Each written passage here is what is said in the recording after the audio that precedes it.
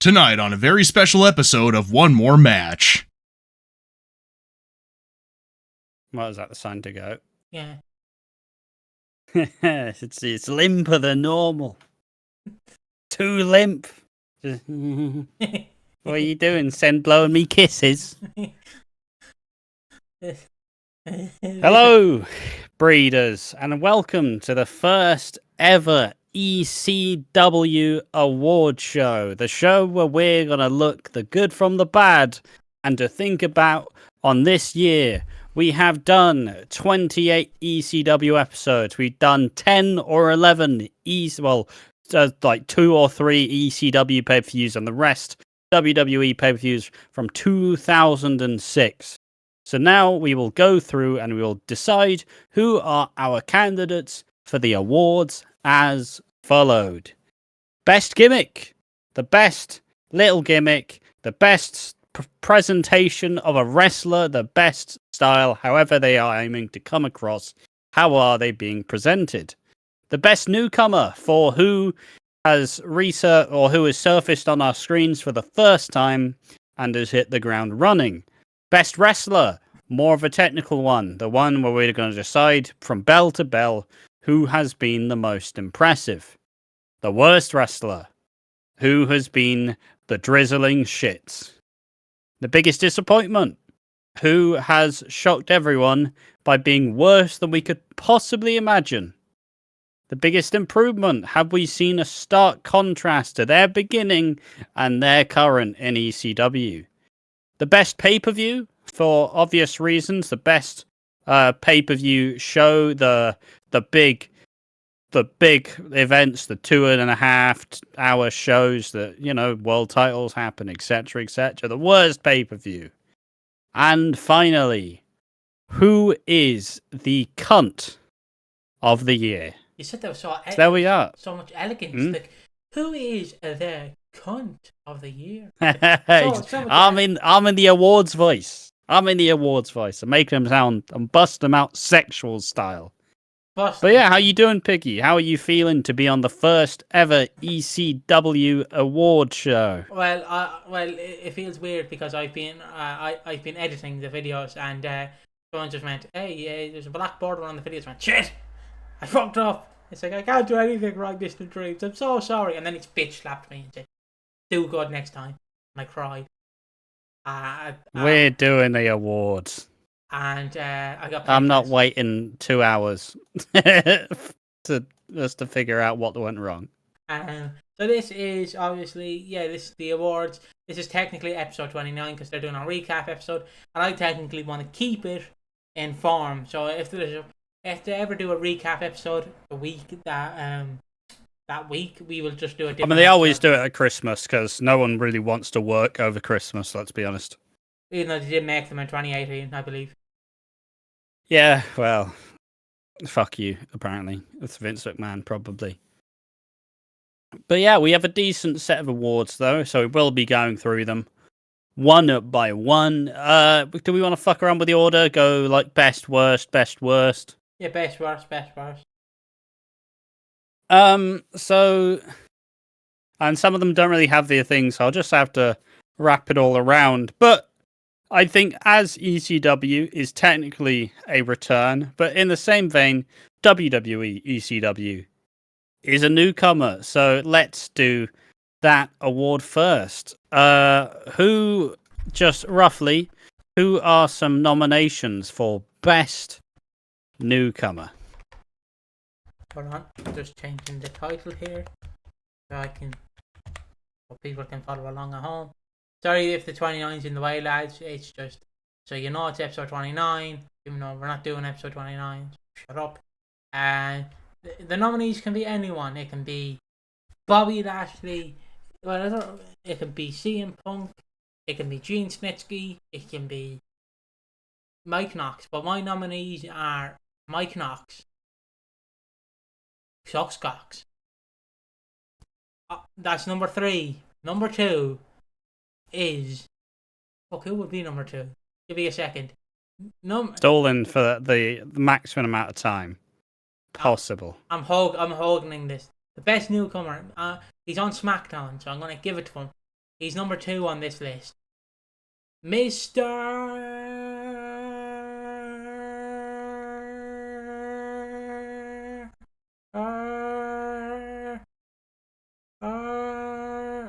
Kennedy. I just wanted you to interrupt me by saying Kennedy. That's why I kept doing that. Go on, Kennedy. I'm arranging how this award show is gonna go. Fucking leave me out of it.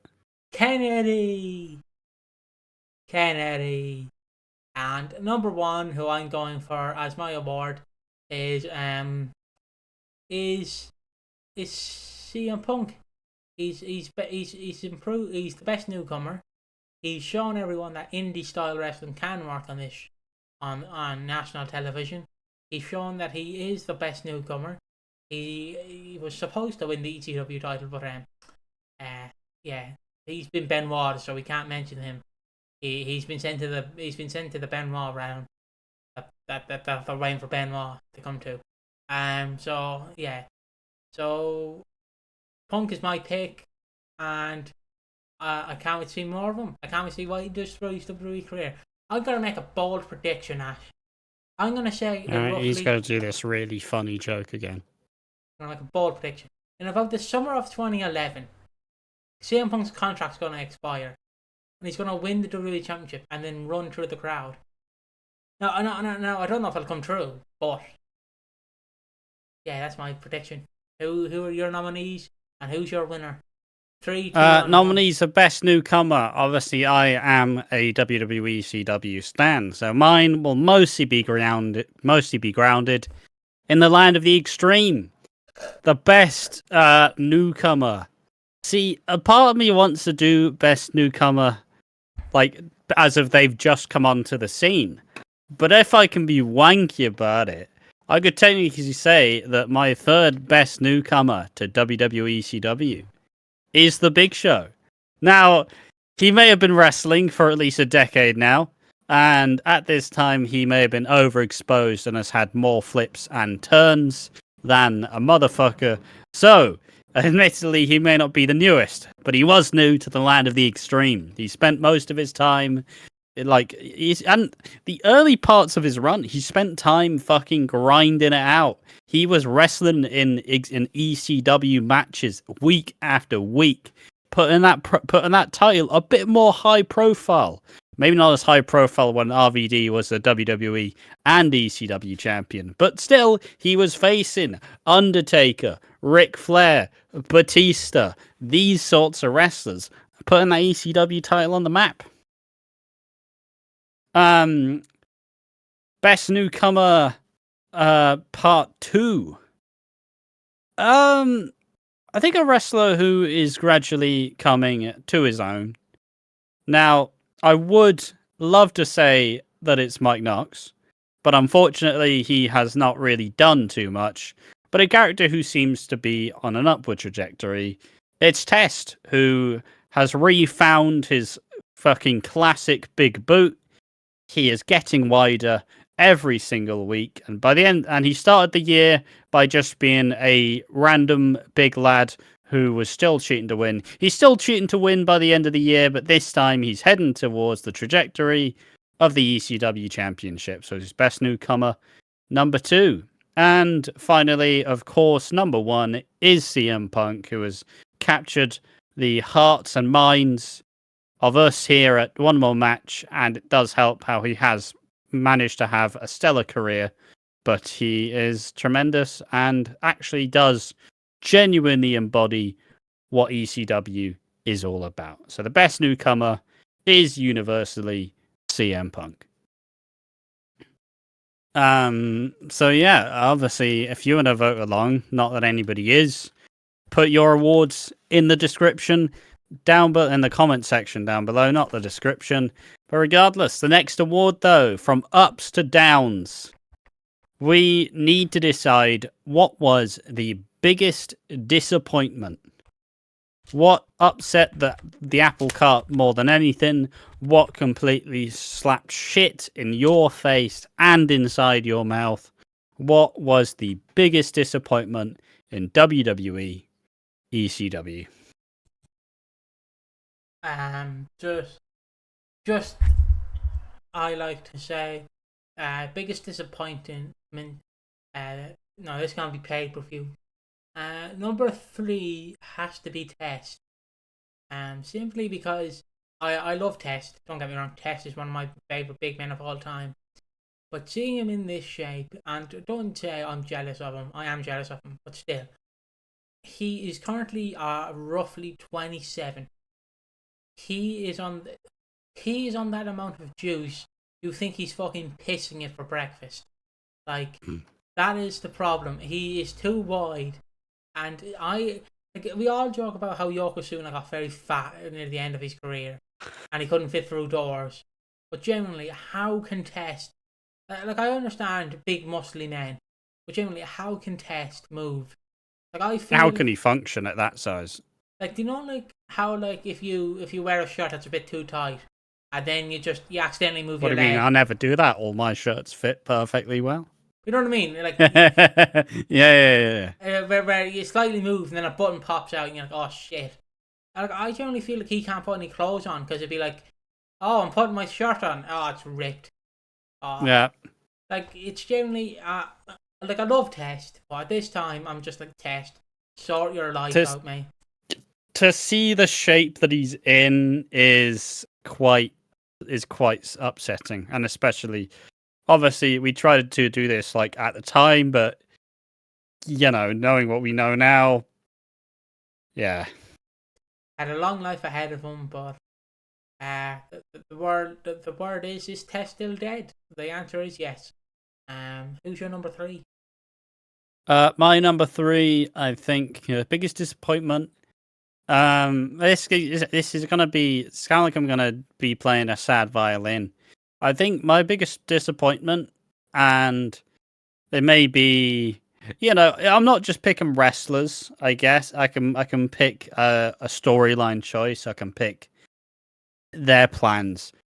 The biggest disappointment was the contrast between Big Show at the start of the ECW title reign into the Big Show at the end of the ECW title reign. Where at the start, he's wrestling every week, he's defending the belt, he's bleeding, he's using weapons, he's being hardcore, he's embracing the extreme. But through time, Big Show did less and less and proceeded to just go, I'm not fucking wrestling at all. Fuck off.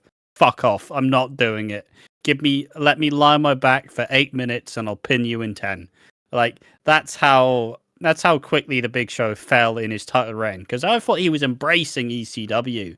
He was going to find a new sense of self within the land of the extreme. But unfortunately, he only got so far and then pulled out. So that's number 3 for biggest disappointment. Some people would say pulled out like my dad. Just too slow.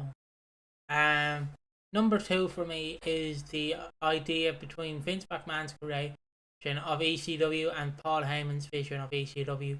Just in a whole, like, spoiler, Vince might be on the list for biggest cunt of the year. Not because of his recent light of 2024, but in the time frame of 2006. But it's sad because you give this child, you give him his promotion he helped build, make it extreme. This fully grown ass man. this child. This 33-year-old. This young sweet boy. Jewish this young boy. Sweet 23-year-old Paul Heyman. No, you have to say it the way I would. This 23-year-old Jewish Paul Heyman child. Yeah, he's been given the promotion that he helped build after firing the previous owner before Paul Heyman. And obviously, Paul Heyman didn't pay contracts, and everyone can shit on like how Heyman didn't pay people on time. But we're not getting into that. It's simply you give him his idea twice. The One Night Stand 05 or One Night Stand 2006. It's like when you go to your dog and you go walk, and they're like, "You're bringing me for a walk? Holy shit! You're bringing me for a walk? You're bringing me for a walk? Oh my god! I can't wait to go on a walk." And you're like, "Nah, fuck you." Walk to the fridge, boy, and give me a fucking Coke. Like, I'm a dog. Yeah, well, rough shit. Yeah, but it's like that where it's like, oh, you're bringing back ECW. Oh, do I get the book, Vince? Do I get the book? Yeah, I mean, Paul. even the dissonance between ECW One Night Stand '05 and '06. One Night Stand '05 is a very clear ECW tribute show, and '06 is ECW versus WWE. Exactly. And they even just a year apart, they couldn't Vince couldn't keep his hands off of it. It's the fact it grabbed money, and when you smell money, you become alluded to it, and that's what happened. I wouldn't know. I wouldn't know either. Sadly, I'm not a millionaire. So it's sad. It is literally like when you go to your dog. Oh, you want to go for a walk? Then you don't bring them. Like, oh, you're bringing back ECW. I get the book. Yeah. Oh, so I can put CM Punk as world champion. No. Vince, you're not replying. Dear Vince, I called you, but you still ain't calling. I left my cell. I left my pager. I left my email at the bottom. So like, call me back. Big Show. Yeah. World champion. My second biggest disappointment, honestly, and there will be ones about the wrestlers, as I don't think one wrestler truly has exemplified the excitement, or one wrestler has truly bombed in such a way that it's like, oh, Jesus Christ. I mean, I guess I could. I just want to throw this in there just because I realize we don't even have worst gimmick. No, fuck it. We'll add some more to this. But it simply is the booking direction of this, where we have the consistent. Look, I love the format. I adore the format. The format's great. It's like 2 matches, 2 segments, and a big long main event. It's a really good format for a wrestling show. And it is really good. But the main issue is you are literally putting out the same toys out there each week like it's GM mode. And you need to keep the rivalry going. Otherwise, people will forget. It's like, and this week we're going to have Mike Knox versus CM Punk. And next week we're going to have Mike Knox versus CM Punk. And the week after, we're going to have Mike Knox versus CM Punk and Kelly as the manager. It's like, oh, guys, can we just fucking... Can we accelerate these storylines, please? I've fucking had enough of you consistently being like, don't worry, we'll do it next week, but we'll do it slightly different. Like, just have some more creativity with it. Allow these characters to flourish, rather than just sandbagger them at every single avenue. And yeah, I agree wholeheartedly with that. I agree because you can tell, again, going back to the Paul Heyman thing, you can tell Paul Heyman is like that child who really wants his dad to believe in him.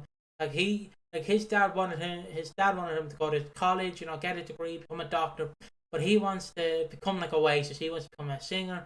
He wants to be in a band. He wants to do cocaine, get thrown off a boat for a fight on the way to Amsterdam. Like, he wants to rock out and everything. And then he's like, Dad, do you believe in me? Do you believe in me, Dad? And Dad's like, no. Dad. And then he gives you the liver shot. Just down you go. And just to crush your dreams fully. So it's like, Paul, Vince, I wrote the script for ECW this week. Paul, we don't need a script. We have a script. Bruce Prichard wrote it. Oh no. Like, yes, I fully agree. It's just that when you want your dad to improve, be proud of you, but he's not. He's like, I gotta be in the match test, Dad. Your brother got it. It's not an A, is it? You stupid cunt. I think you turn around. Cheers, Dad. Then you turn around and go, well, Johnny didn't do well in his test. Well, Johnny, hold on. Johnny's the man of the family. He provides for this family. Fuck you. You'll never be like Johnny. Yeah, well, I wish I died like Johnny, Dad. I wish I died. Fuck you. Totally not fabricated. You should have, son. That's literally it. That's literally Paul and Vince's conversation for 2006. That's a leaked chat between Shane and Vince with Triple H. Yeah. And I suppose you can't. So have you done your final one? No, my final one. See, I don't know what the biggest disappointment for me could be. I think I'm gonna give. I know it's a wild one. I'm giving it to Chavo Guerrero. Chavo Guerrero. Chavo Guerrero, biggest disappointment. And hear me out. He's the biggest disappointment is he was put in this massive storyline with Rey Mysterio, right? I guess we're only seeing the pay-per-view matches, but on every time he showed up, he fucking pissed the bed. He pissed the bed, and the only good matches he had, not against Rey, he shit the bed with Rey. The person who carried him during the matches was not even Chris Benoit, it was fucking Vicky Guerrero. You are a biggest disappointment, Chavo. Eddie would not be proud of you at this time period. Eddie would be spitting on you if he was alive.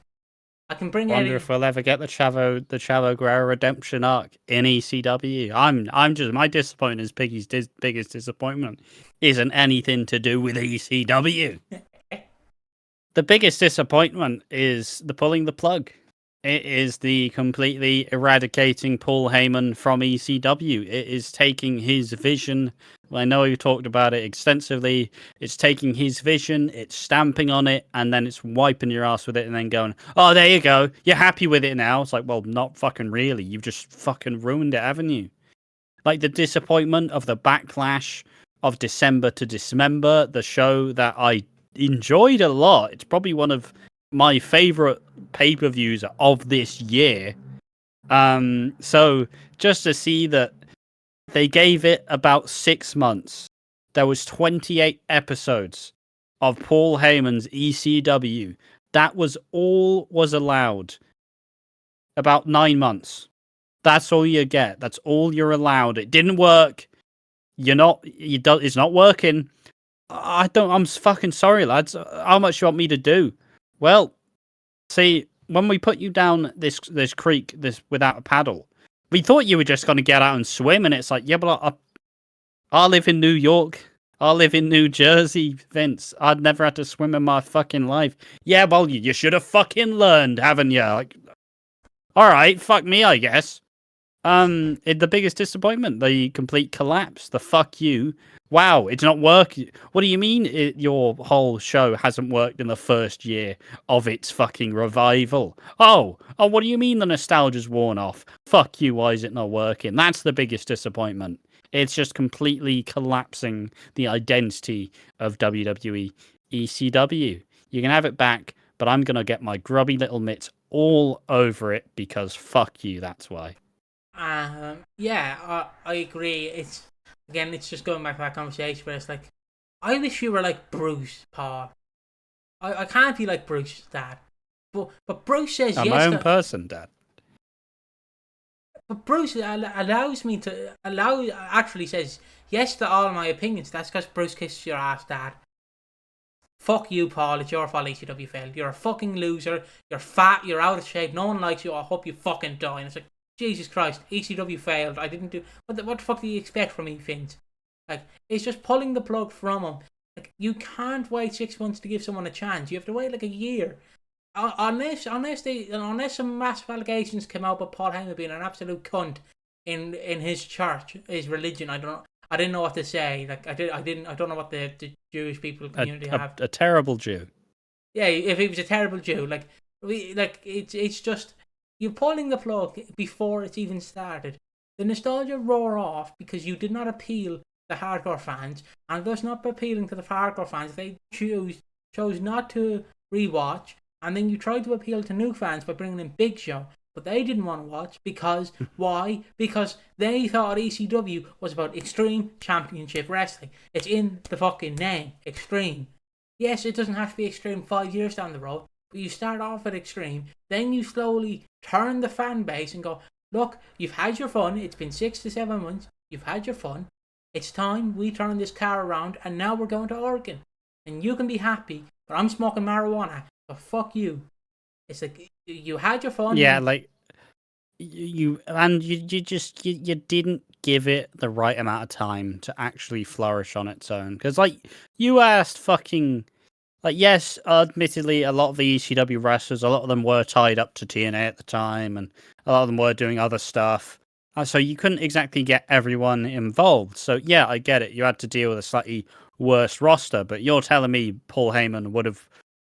Like, you're telling me Paul Heyman wasn't also trying to keep some of these guys and keep some of these impressive.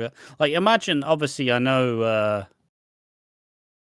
Is Mike Awesome still around at this time? He dies February 17th, I believe, 2007. He's here for 2 more months technically in our timeline. He's here till February, and then he's no longer with us.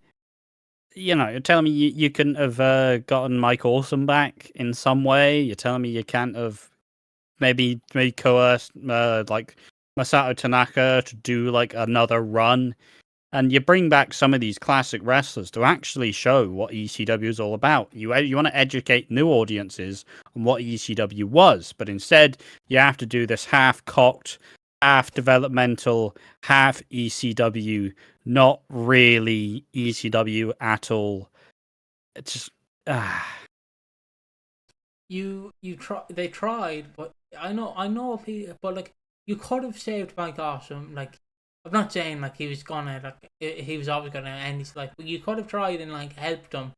Like you could. I'm not saying I don't know what went on with Mike Awesome behind the scenes. I personally don't know, and I don't want to know. But you're telling me you cannot go, look, Mike Awesome, I know what happened in ECW. You left because I wasn't paying you. And actually, if Joey Styles gets a bit lippy, you'd be like, Joey, shut the fuck up. Because Joey Styles seems like that cunt too. Be like, I remember what you did 5 years ago. You didn't say in our promotion when you were the champion. Yeah, well, Joey, I want better pay. Well, fuck you, Mike Awesome. I hope you die. Like, genuinely, Mike Awesome was hated by a lot of people simply because he left a promotion to go to a different promotion that was offering more money. He was trying to provide for his family. Yeah, and I understand. Oh, my bad. I understand they ruined him in WCW. They gave him the Fat Trick Thriller. They gave him the 70s guy. But even if you're lumped with shit, if you're like, let's put it this way, right? I know this is not about my gospel, but let's put it this way. You're in ECW, right? You're the ECW World Champion. You're wrestling hardcore matches, maybe twice a week. We'll say 3 times a week. So I'm like, Paul, I've wrestled 3 weeks in a row. Have you paid me? Well, I'm just waiting on the bank to approve of this. Yeah, I'll pay you next week. But you go to WCW, yeah, they're gonna lump you with a shit gimmick, but it's like you wrestle 3 days a week. We'll pay you for those 3 days, and then you'll be fine. And yeah, and it's like. And ECW fans hated Awesome for it, and Joey Styles seems like he hated him for it. But I'm like, you're a cunt, because you could have went, look, it's in the past. I know what we did was wrong, but still, he's even admitted like it was wrong, but it was the right choice. And that's the problem that ultimately I'd assume led to Mike Awesome's down path, because he went, well, no one like respects me because of what I did, and then that's why he's no longer with us.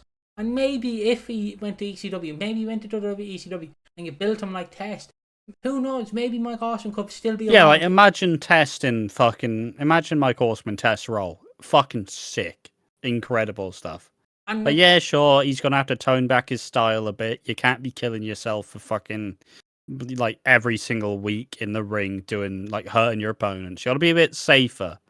But still, imagine Test as Mike Awesome. Yeah. But yeah, and I suppose. I guess a dishonorable mention for this as well is just purely the booking. Obviously, it would easily fit in either 1, 2, or 3, but the booking of 2 matches are probably going to end in DQ or a count out or a no contest, because fuck you, we can't be bothered to book this show properly. So, you know, like wins and losses just don't matter for some reason. Like, I don't get it. I don't understand why they have to be like this. Personally. Yeah. But yeah, solid. Now we have the biggest improvement. The alternative approach, this being a slight difference of what improved the most since the start to the end of WWE ECW. I can go first. Yeah. My number 3, I think, is the backing cast. Like, I think the extra wrestlers you have to build around, I think, dramatically increased.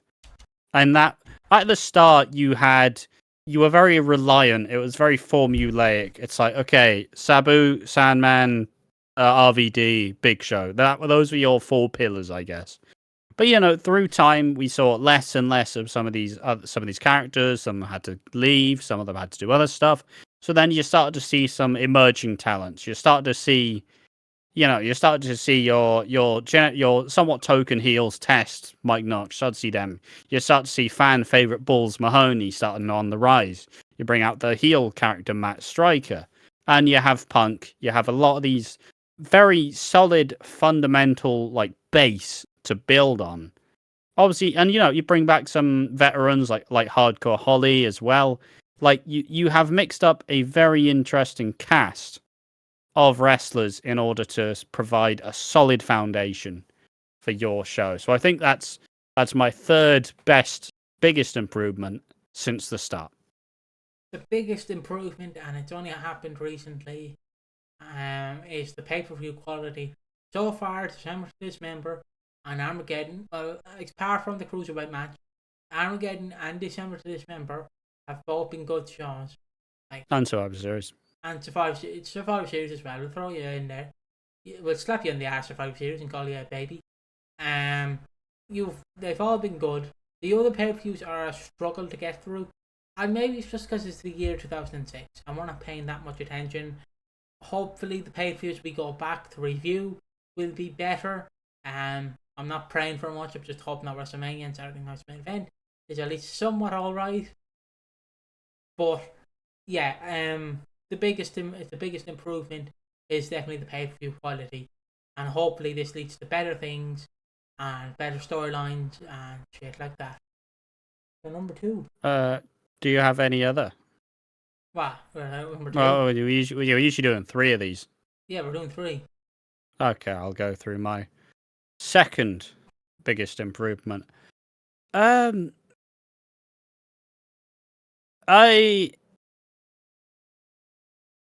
suppose in comparison to the initial run, I'm not going to say Big Show was the biggest improvement as champion over RVD, because that's categorically untrue. But you did have the title reign being significantly longer with the Big Show to kind of re-correct the course whilst you were getting your bearings on what you wanted WWECW to be. So actually allowing this big long title reign to be the main thing that the show's focused on, or pretty much the last 28 weeks or so, roughly, 24 weeks roughly, how long he was champion for. So you settle in with this decently solid match and a decently solid basis to build upon. I think that's the biggest improvement. Yeah, number 2. I agree by what you said about it was Big Show's champion, wasn't it? Yeah, I was just making sure. Just the long title reign. Yeah, I was just making sure because I didn't want to go. So it wasn't Big Show. Yeah, it's obviously it is correct. Like Big Show has approved. His match quality didn't, but you could slowly see Big Show being like, "Can I just retire, please? Can I just retire?" It's well, also my angle was with it being such a longer title reign in comparison to RVD's. Then everything else kind of was able to fall into place around it, rather than it's not necessarily just the Big Show's title run. It's just the length allowing everything else to flourish a bit more. Yeah, I agree with that. I'm trying to think of number 2, and my biggest improvement would have to be. I'll just go for the Big Show itself. He slowly put on good matches. Except for the last few weeks were a bit stinkers, but that was not his fault. That was just his circumstances of feeling burnt out. Obviously, when you feel burnt out, you feel like there's no point going on, basically. Not ending your life, but just being like, I can't do this hobby anymore for a few more weeks and shit. But he was a good champion. He was an improvement, and it's nice to see where he goes from here, because hopefully, when he comes back in 08, when he comes back, it is in universe. When he comes back eventually, hopefully in the next few months, he will show us what it means to miss the Big Show, because I will miss the Big Show. And your number 1? Number 1 for biggest improvement. Is it a bit controversial to just say the set? I guess it's I know this kind of wraps around to my number 3, but I think it's you're no longer overly reliant on all of the ECW guys that got you here. Like, RVD and Sabu are still there. Sandman's barely about at all. Like, we don't see him at all. We have Balls Mahoney, who's probably wrestled the most this year out of all the ECW guys. So I do think that since you are moving away from ECW, you're moving away from Heyman's vision. You are generally moving away from being too reliant on show RVD World Champion promo segment. Dumb thing, so Sandman comes out. Sabu's gonna be Sabu for a bit. You're no longer as reliant on the ECW guys like you're clearly moving away from. That's probably the biggest improvement for me. And number one, biggest improvement is Shane McMahon. Wild thrown out there, I know. Shane McMahon has still proven to me, after his recent run in recent years, I know I'm going back in time, but still, I'm going forward and backward in time, he has proven why he's the best in the world.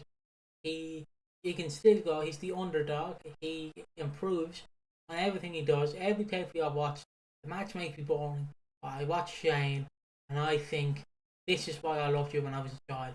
This is why I loved Shane McMahon. He brings me back to that happy spot of remembering watching that shitty, I believe it's by Anti. I forgot that Shane even fucking wrestled this year. I didn't even fucking remember he existed. I'm like, why the fuck are you talking about Shane? It's the ECW Awards. But he did wrestle. Look, I said this is an open contract to any promotion, any fucking 3 shows, so it's my award. I can nominate who I want. But yeah. But watching Shane McMahon brings you back to when I was younger, watching that by Super Jesus, I want to say, video where they put all Shane McMahon's moves, like they put all these high spots at the time up to 2010, to Gravity by Super Jesus, and I'm just reminded like, Shane jump. But obviously, yeah. But that's my biggest improvement is Shane McMahon wrestling. I'm glad to see him. I'm glad that he's not here anymore. Hopefully in the next coming months he will become ECW champion. Yeah, that's a dark horse pick right there. To say that nicely. Yeah, I think it's also, I will say, obviously I would prefer Heyman's vision, and I would prefer all the old ECW guys to be used more.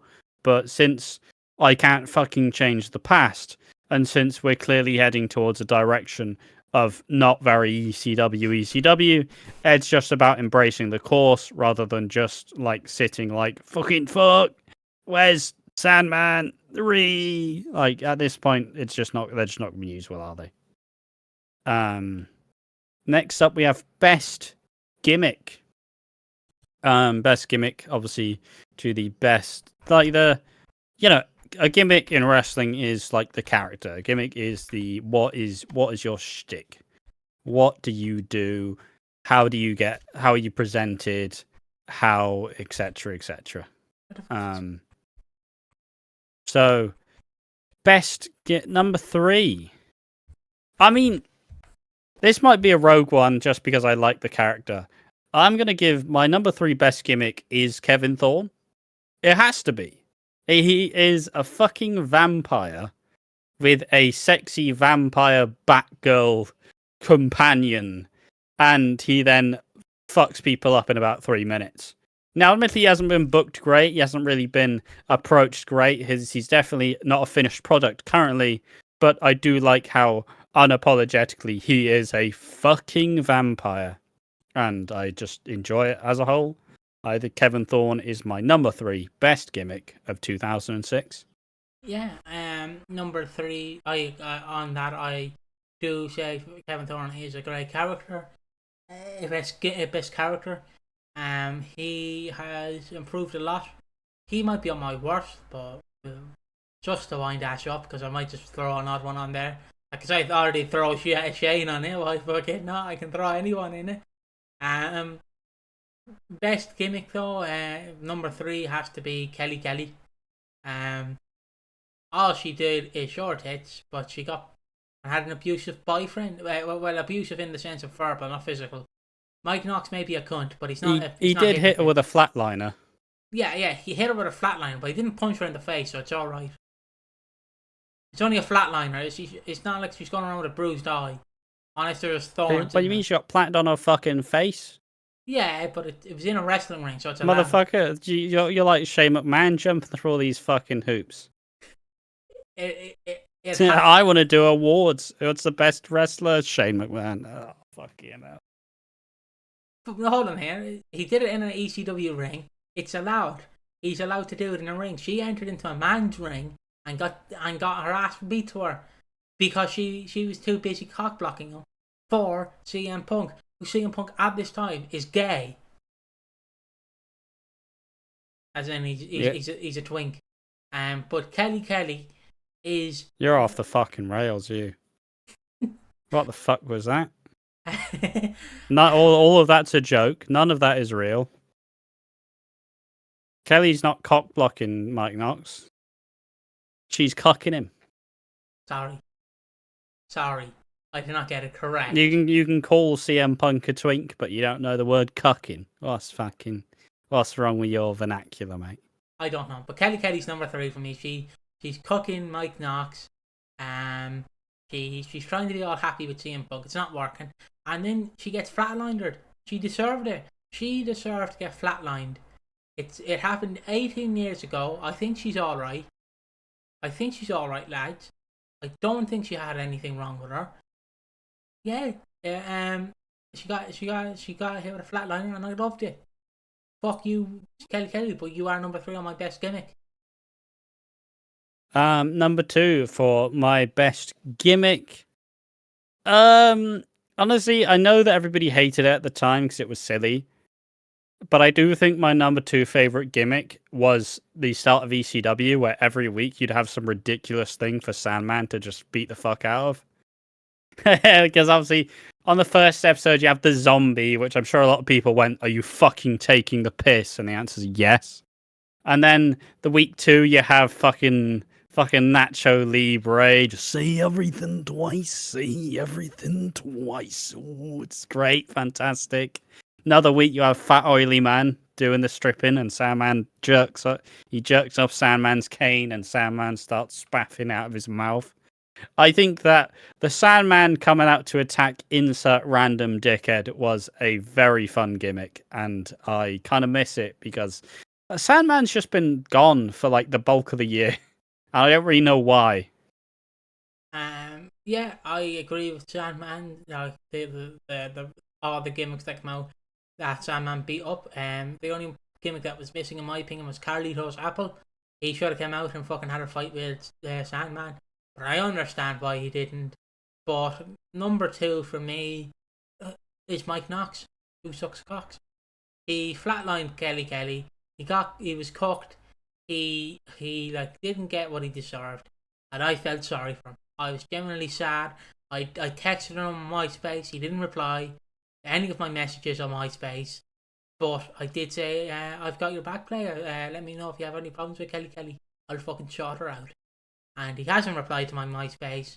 I think he's blocked me, and I'm sad now because he's blocked me on MySpace. The Mike Knox is number 2 for me. He's the best gimmick. I think my best gimmick, the one I've probably enjoyed so much, and it might be slightly controversial. I've really enjoyed Matt Striker this year. I think his teacher gimmick is... I kind of love it, especially because obviously he was fired from being a teacher because he was busy wrestling on the weekends. Like, he was taking sick days to wrestle, which is kind of hilarious. But it's a fun WWE gimmick. You know, he has his lines like, if you don't know what that means, look that up. I'm Matt Striker, your teacher. Uses a bunch of stupid words. Doesn't say things in its actual name, like, Sandman drinking beer, giggle water. It's gold. Absolutely adore it. I love his homoerotic gear. It's the best. I love him and his massive penis. How big is Matt Striker's cock?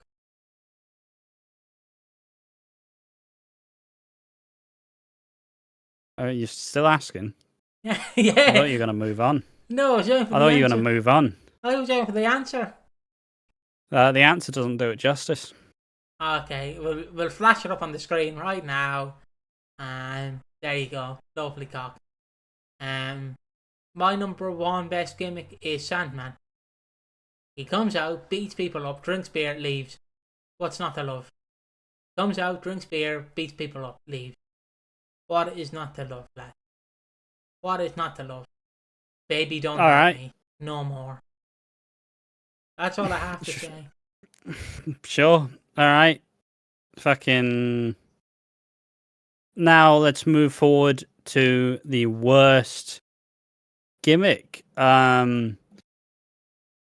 My number 3, probably going to be Paul Heyman's weird little forever changing bodyguards who never look the same and are just there whenever they need a fucking guy to beat you up.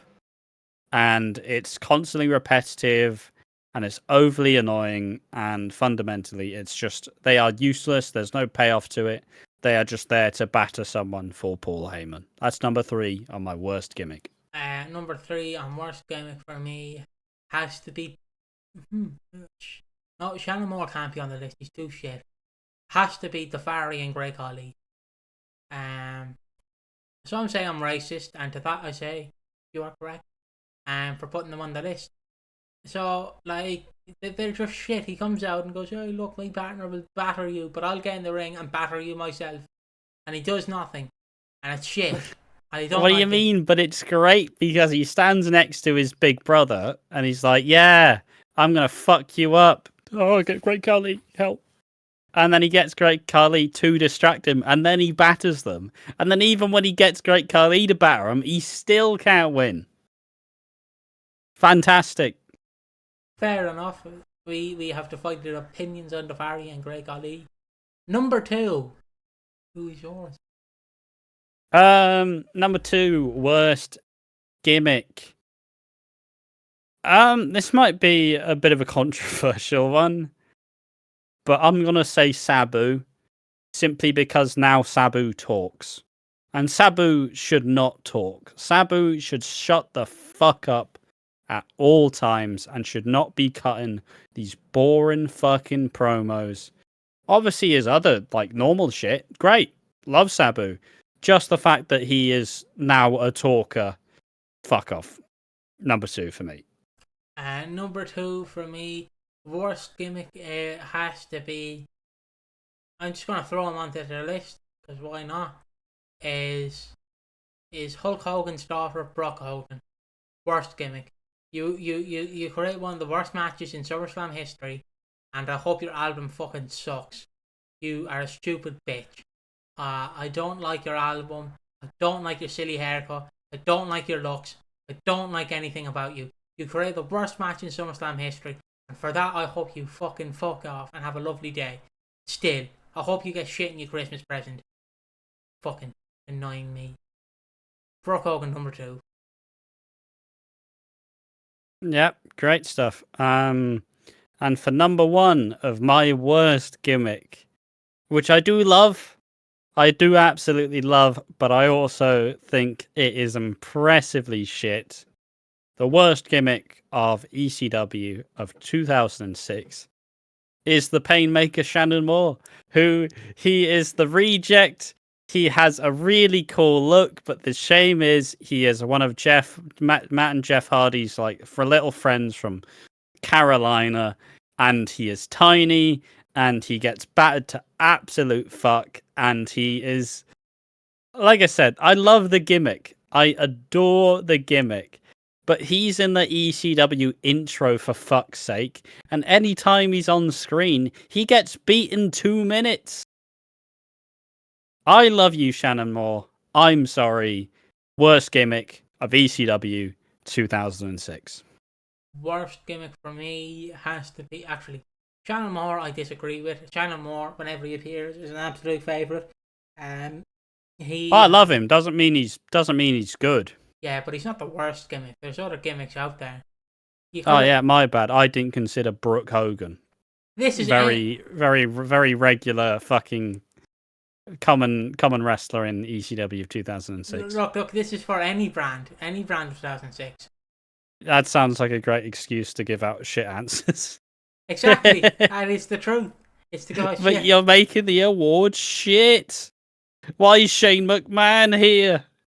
He's Shane McMahon. I'm giving it tits. You're shitting all over my fucking actual answers for this fucking award show. Like, here's me, I'm ready. I sound like I've come prepared. I've got my nominations. They're all thought out. They're all fucking suggested normally. Fucking worst gimmick, Brooke Hogan. Fucking hell.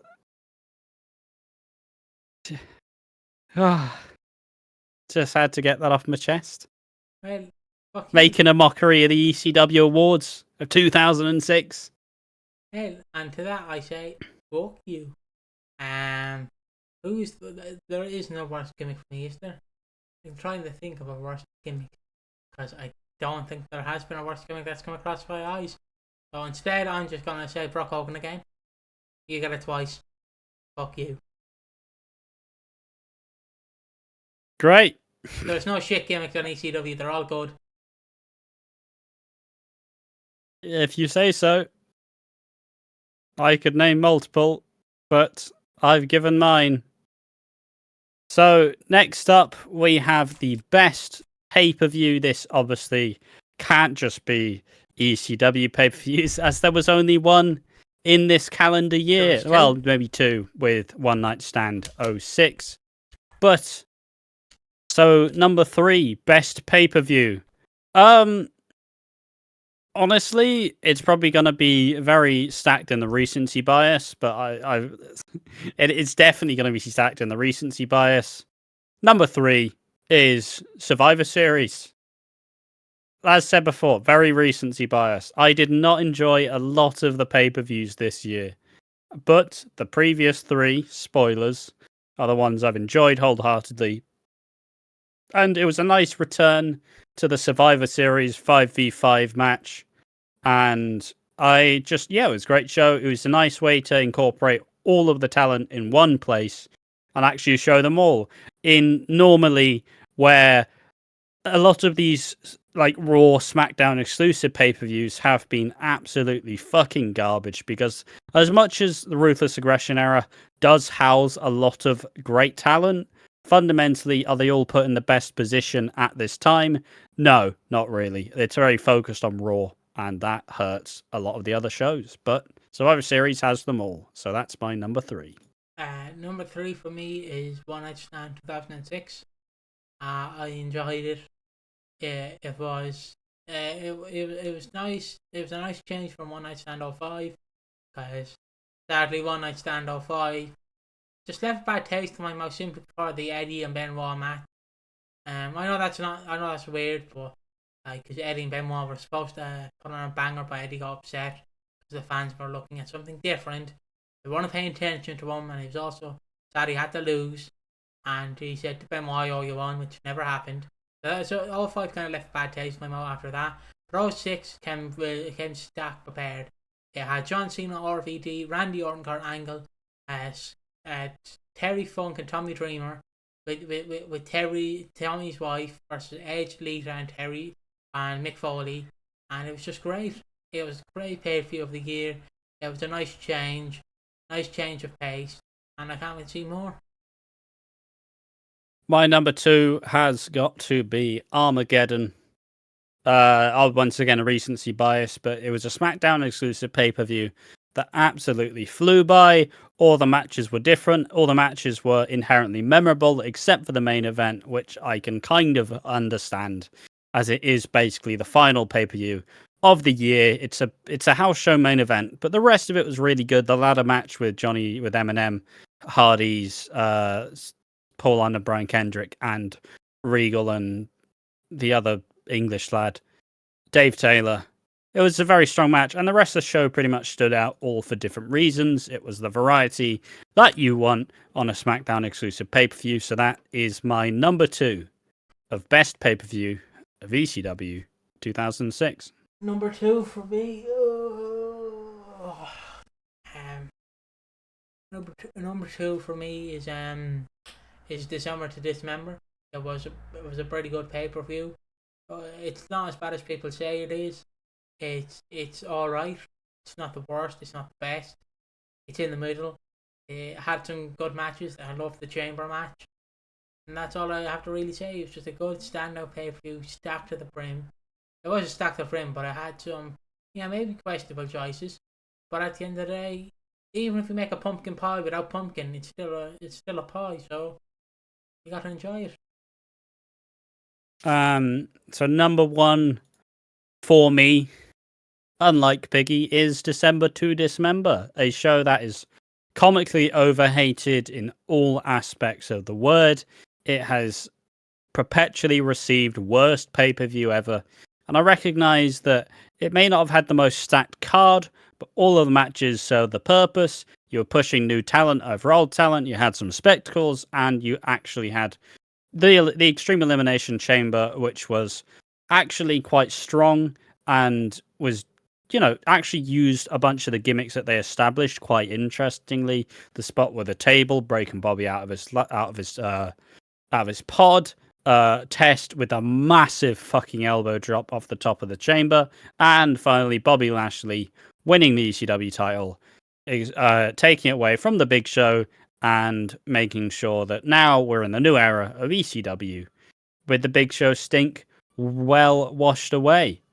The aftermath surrounding it was not the best, but also, well, unfortunately, the show's still been renewed, so we still have to go through the next year. So it is my best pay-per-view of the year, the best ECW pay-per-view, full stop, for me.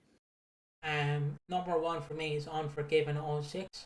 The one from September with Edge and Cena in the ladder match. Crush Stratus versus Lita. This the McMahons and Shawn and Big Show versus DX. A Hell in a Cell match. All good matches, and it was one of the first pay-per-views I actually enjoyed. I watched it for pigs and frogs, and then I watched it for one more match, and each time it got better.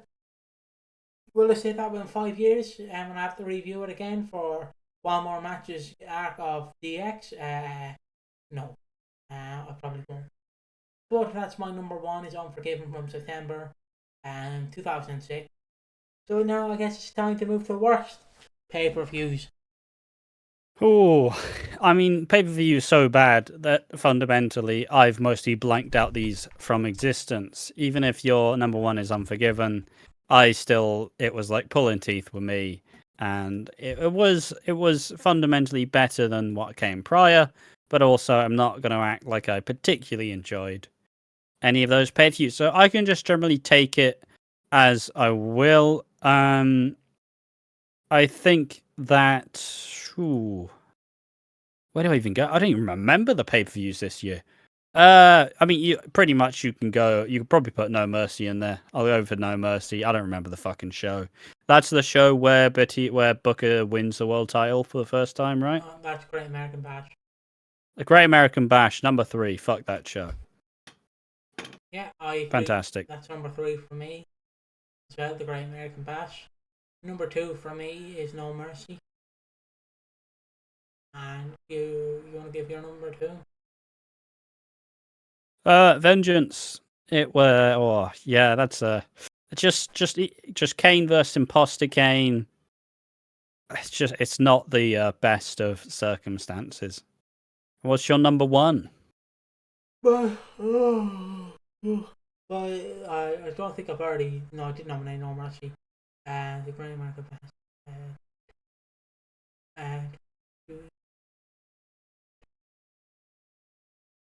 Give me a second. Yeah, Vengeance. Why not? Vengeance. Can't remember anything from it. It was a nothing show. Nothing happened. Yeah, that's the problem with the shows that we didn't enjoy this year. We just really didn't like. So it didn't do any favors. Just to throw on, I'm going to say SummerSlam because I just didn't really enjoy SummerSlam at all either. And there's only like 10 to choose from. 3 we've nominated for best, so 3 we nominated for worst. Doesn't leave a lot of wiggle room, and the ones I didn't like, I don't like to remember. So yeah, those are all the worst pay-per-views. The next award is going to the best wrestler. So number 3, best wrestler of the ECW calendar year. I think it's going to be a surprise one. I'm going to genuinely give it to Balls Mahoney. He has proved himself as a stable pair of hands. He has consistently delivered very decent, admittedly, WWE ECW matches. He's never exactly going to be the main event wrestler, but he is a wrestler who absolutely styles out in these very short matches and proves that he is actually, he's maybe not the most elegant wrestler, but technically he's all right. Power-wise, he's pretty good, and explosiveness is another thing entirely. And he's probably one of the more over wrestlers on the roster. So Balls Mahoney is my number 3. Number 3 for me, I'm going to try and do one from each brand, because why not? Number 3 for me, from ECW, or not, from Raw. From Raw, best wrestler in number 3 is Umaga. Umaga has proven to be a decent wrestler. He's low on the list because I've only seen him a few times, but each time he's been proven to be a monster. And I love that. I love that about him. So Umaga gets my award for best wrestler. Best wrestler number 2. Oh, like I said, I'm gonna keep to ECW. It's the most stuff I watched this year, so I've spent the most time with all of these wrestlers. So, I think number 2 probably does have to go to RVD, who has allowed a lot of the wrestlers to flourish. Technically very sound, a very good high flyer, and is always very strong at piecing together these matches. Whether it's 3 minutes or 10 minutes, he's always generally raising everybody to his level, as opposed to just hitting down and just wrestling the same shit 3-minute match. Yeah. Number 2, best wrestler. Number 2 for me is RVD as well. RVD has shown... No, it's not RVD, it's CM Punk, sorry. I was thinking of worst wrestlers. Number 2 is CM Punk for best wrestler.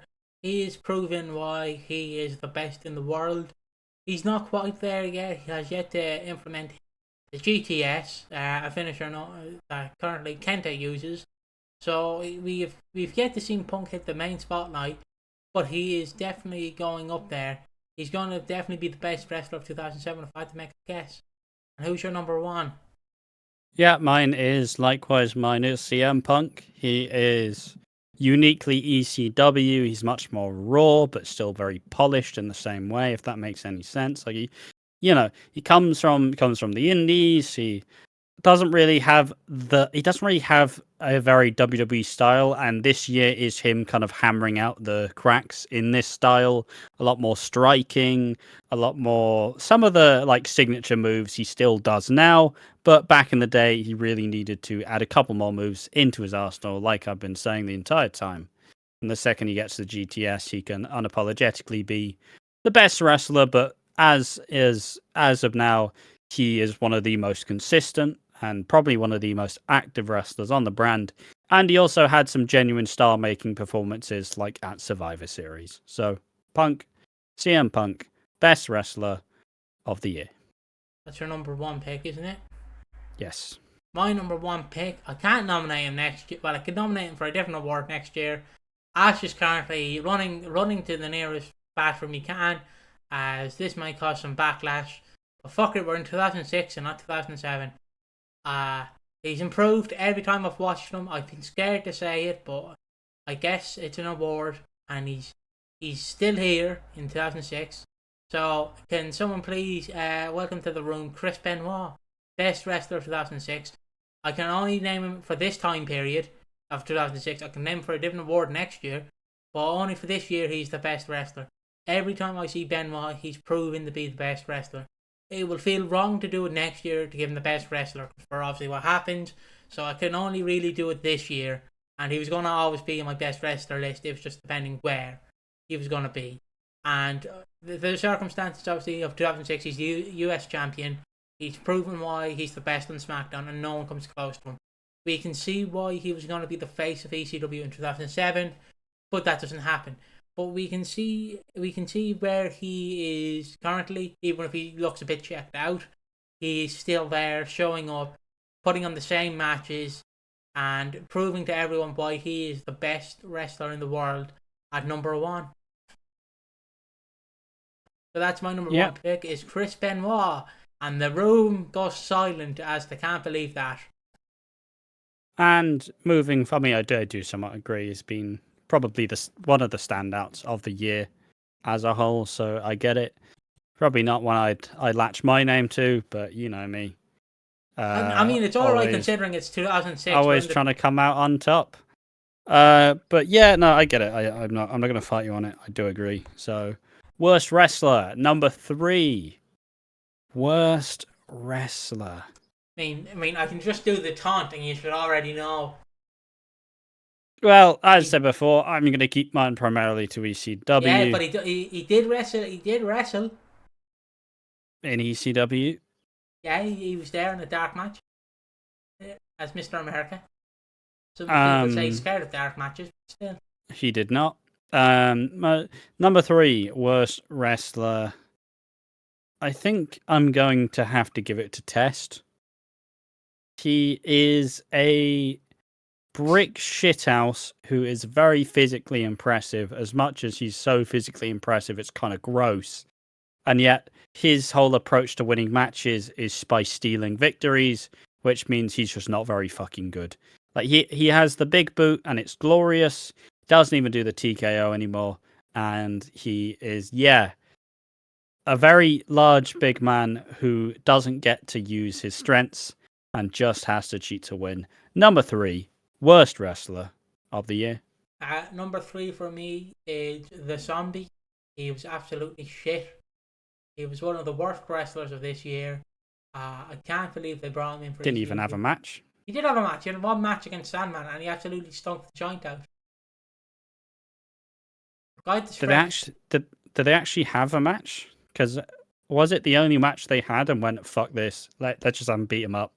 Yeah, that's it. Fair enough.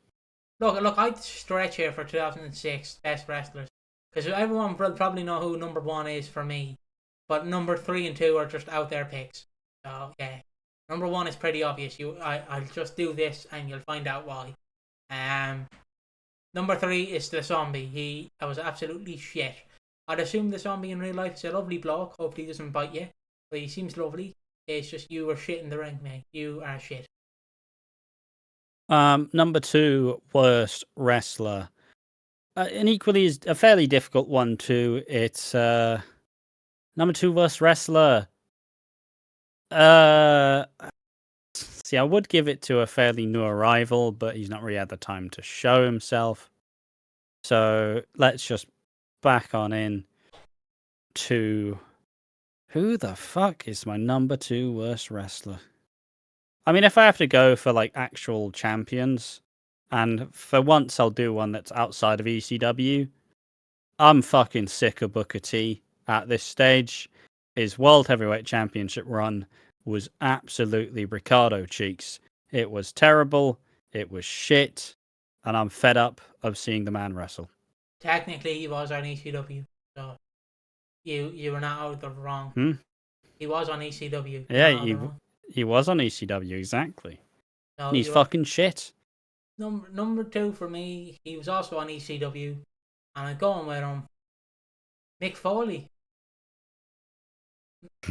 Mick Foley, you were absolutely cheeks. The only good thing about your cheeks was your ass being so fat, and you, mate, it was time you hung it up, but you went to TNA instead in 2 years. Jesus, you were bad. You were bad. So he's number 2 for me. Wrestled on ECW, wrestled few pay-per-views. Who's number 1 for you? Worst wrestler of the ECW year for me. See, I'm trying to bridge the gap between, do I go for a wrestler who was very active on ECW this year, or do I go for a wrestler who made a couple appearances and stunk up the fucking joint. You can go for either or.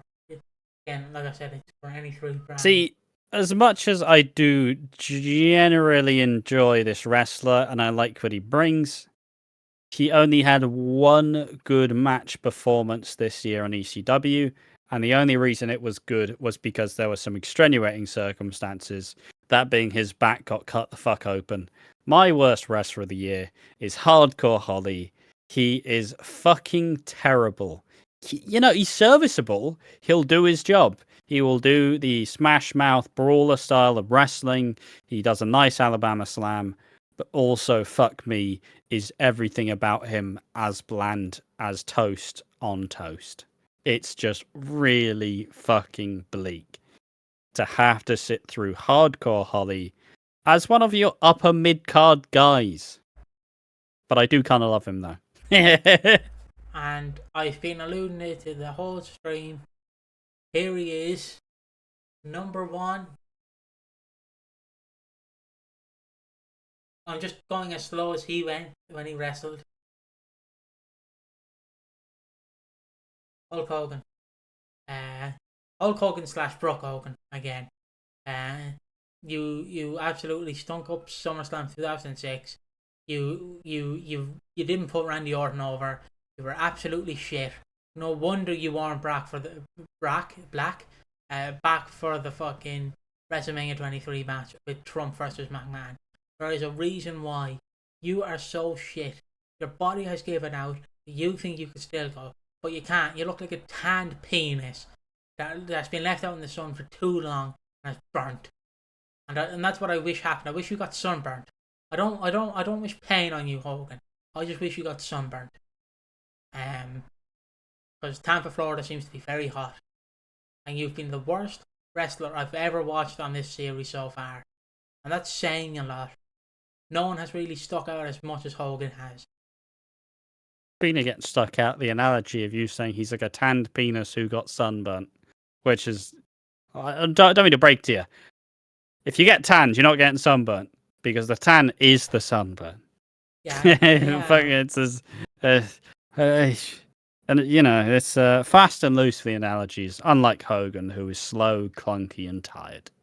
So yes, my worst wrestler of the year is Hardcore Holly, and your worst wrestler is Hulk Hogan.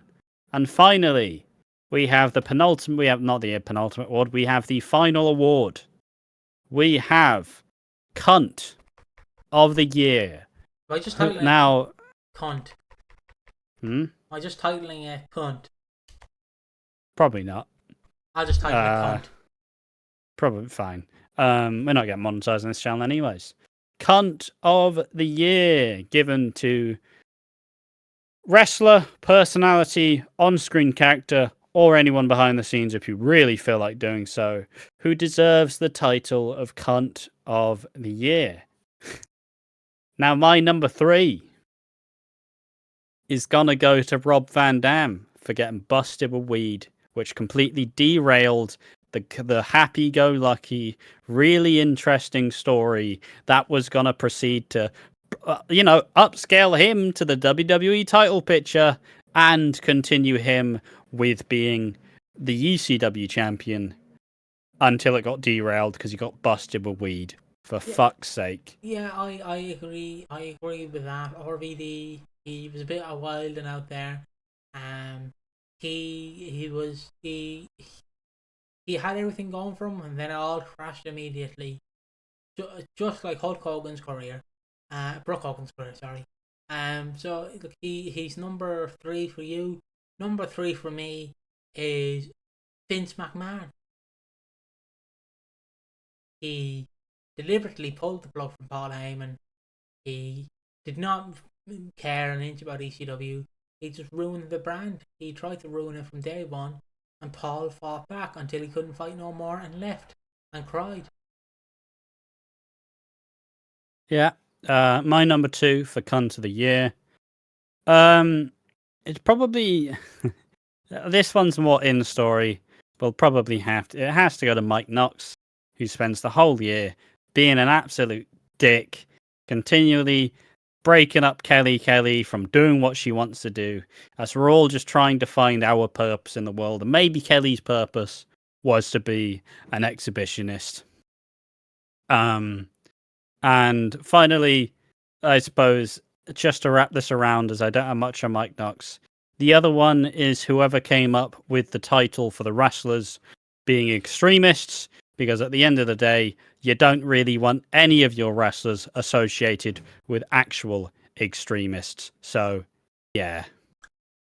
Number 2 for me is Eddie Guerrero. I'm only messing. It's not Eddie Guerrero. I wasn't even alive here. It's Vicky Guerrero slash Chavo. You are exploiting and Rey Mysterio. Fuck you. I'm putting Rey Mysterio on blast too. Benoit's alright. He might be on contract next year, and we all know why. I'm putting Rey Mysterio, Chavo Guerrero, Vicky Guerrero, the McMahons, anyone who came up with the Eddie Guerrero storyline. That Rey was simply Eddie's best friend who he sucked off in his car and fucking helped him when he needed him. When he had a butt plug stuck up there, Rey went up there and caught it out from saving Eddie. Like, he was best mates with him, sure. He wasn't fucking Jesus Christ the one. Like, Jesus, I understand he's best friend, but still, calm the fuck down. Calm down. But my number 2 is the Chavo, Vicky, Rey, Vince, Shane, Linda, Stephanie, Triple H, and anyone else who come up with the fucking Eddie Guerrero storyline to continue his legacy. And my number 1 cunt of the year is Vince McMahon, who revived ECW in its brand new form, allowed Paul Heyman to be at the helm, but only as long as he was also at the head of the table with him. You were only ever allowed to succeed if I am allowed to succeed too, so I'm just going to use your idea, butcher your ideas, and blame you for when everything goes tits up, because ultimately there was only one cook in the kitchen who actually had access to the herbs and spices, and it wasn't Paul Heyman. And he was scapegoated, and he was made to believe that it's his fault that ECW failed, when all along it was Vince getting his grubby hands on the product. He butchered it entirely from what started as a genuinely interesting and a fairly cool idea to reboot ECW and bring it back to a modern day audience. Simply just got absolutely cut at the legs every single time, and in the end, Paul Heyman was tired of limping. Yeah, I agree wholeheartedly with that. He's not my number 1. I have an honourable mention, but it's simply because of what happened to Miz. And I don't know whether this is fitting in hindsight or not. Chris Benoit, you're a cunt for giving out. I know Miz is in the wrong spot, so I'll put both of you in the wrong. But Miz is slightly lower on the cunt. You're higher. You like a man checking on your back. I understand it's not the best thing. But you don't throw him out of the locker room to prove that he's not one of the boys. You know, you're honourable. You're honourable because you've made it the list. You're honourable. Yeah. You're below. You're between number 1 and Chavo, Vicky, Rey, Vince, Shane, Linda, Stephanie, Trips, the babies, anyone who can have that storyline. So number 1 again. Everyone say it with me: the Hogan family. They're all cunts. They're all cunts. Hulk Hogan, Brock Hogan, Fuck Hogan, Duck Hogan, Big Hogan. They're all cunts. Hogan promoting his daughter's album on Saturday Night's Main Event. It's to let the Randy Orton come out, RKO on him on the car. You think Hogan go, oh yeah brother, I'm a bit old, you can put me over. No, Hogan decides, you know what, fuck you, I'm going over. I'm promoting my daughter's shit album that was trying to be like Avril Lavigne, but famously flopped on her fucking ass. I'm glad your album flopped. You fucking suck. You suck the air out of anything you appeared on, Hulk. Just like your wife sucked the soul out of you because you left her, because you called her a cow. Fuck you, Hogan. I thought you were gay. What's that last bit in there? Because Hogan's wife at the time in like 2009 and 2010 went on an interview and said he thought Hogan was gay with like one of his mates. So I just threw that in as a reference because of Hogan's wife, ex-wife now. But yeah, Cunt of the year is Hulk Hogan for me and his entire family. Hogan doesn't know best. Hogan shits the bed. Fair enough. Hogan, some would say, absolutely collapsed like his cheeks in that thong in that video that came out. That has scarred me for life. But Haven't seen it, yes, thankfully. those are the 2006 ECW awards, where, you know, some of us may have taken this seriously. All ECW. Piggy went a bit mental with it, but he came up with the idea, so I guess he can do what he wants. Some would say he's the Vince McMahon of the award show, where I'm like, all right, all this homegrown ECW talent, I'm here. This ECW guys, ECW's my brand. I'm here for it. And then suddenly Shane McMahon has been suggested for one of the awards that I don't remember. But regardless, if you enjoyed the awards, make sure to tell us in the comment section down below. But yes, I was gonna say, sorry, there was only 6 months of ECW, so I couldn't think of many. So that's why I had to include the other members. It can't all be a bad shit show without including everyone. So yes. I think it was quite impressive when you explained how there was no bad gimmicks on ECW.